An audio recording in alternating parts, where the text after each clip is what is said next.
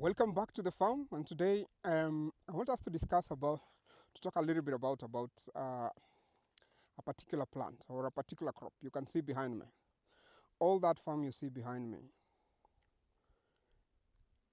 is what we call the canola fields.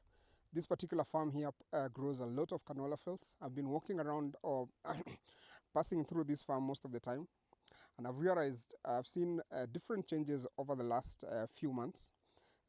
Initially, I was wondering because I've not seen the canola plant myself, and because what I've learned also it also comes from the cabbage variety. So at first I thought, why are these people planting all these kales or sukuma wiki?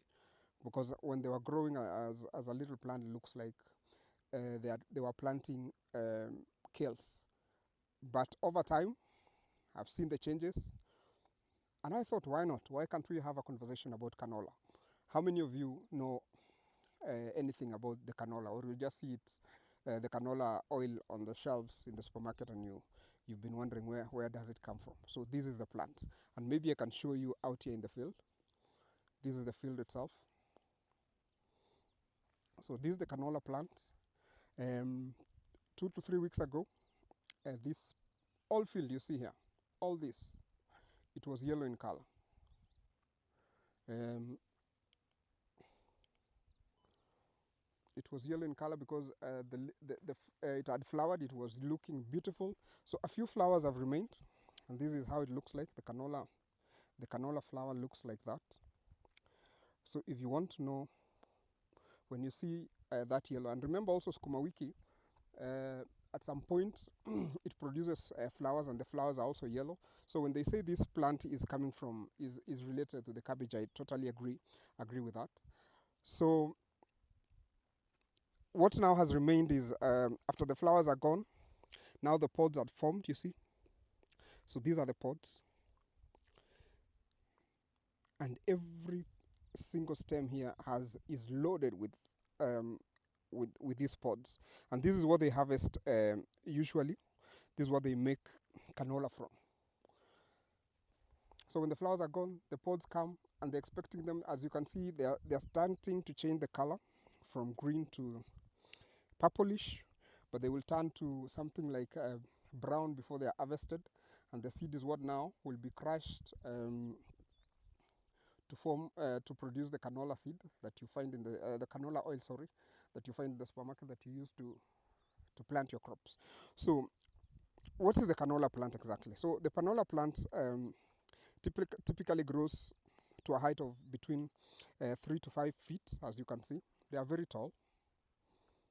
They are past my waist, so it's a very tall plant with bright yellow flowers that form 4 petals. As you can see here, these flowers. These flowers develop into pods. You can see the pods, beautiful pods, and these plants are loaded with the pods, which contain between 20 to 30 tiny brownish black seed. So because now we cannot, they're still green, we cannot even pick and try and see inside which color they are, because maybe in a few weeks when they start, when they've dried up, we can come and look at that and see what color exactly they will be. So the key difference between canola and the rapeseed, sorry, is their chemical composition. Rapeseed naturally contain high levels of erucic acid, which is considered mildly toxic in large amounts, and glucosinolates, which gives them the meal an unpleasant flavor. So this crop originated from Canada, and the name canola is more of the Canadian name. So it's the canola, Canada, and then ola, which means oil in Canada. So ola means oil in Canada, which reference to its Canadian origins and low acid in oil content.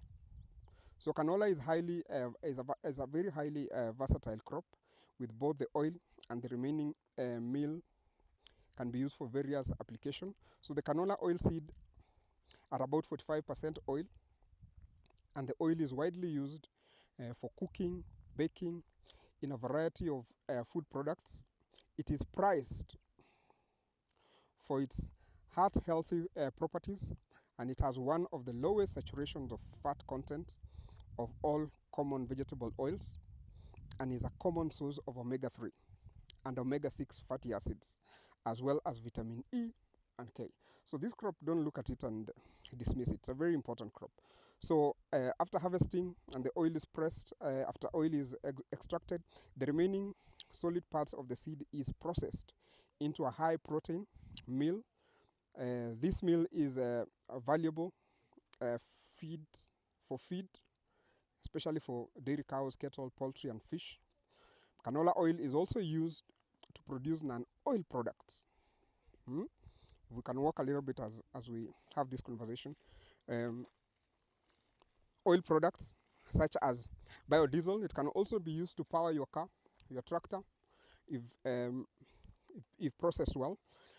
It also can be used to produce industrial lubricants, plastic cosmetics, and printing ink. So when you get that ink, don't be surprised it's come from the canola plant. So that is the much I can tell you about the canola plants. Can send them to me. So if you've never seen the canola plant, today I've shown you the canola plant. This farm is huge, and what they do most of the time is they use this canola plant as a rotational crop, because sometimes they grow wheat here. So when they use it for rotational crop, they also use it to break the pest cycle in the farm. So some things that come with the with other plants, and also because the canola plant has some of the deep penetrating roots, so they also help break down the hard pan and also help in aeration of the soil, and that is why this canola plant cannot be ignored. It's a very important crop, and I think for that you've learned something today about canola. I'm happy to have given you a little lesson about canola. I've also done my research. What I've given you is all about my research.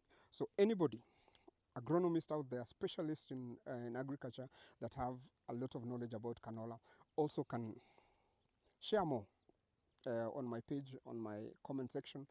I'm also requesting all of you to follow me, The Frontier Farmer on Facebook, The Frontier Farmer on YouTube as well, and also The Frontier Farmer on Twitter. So until next time, that is it from The Frontier Farmer. Thank you very much and have a lovely day.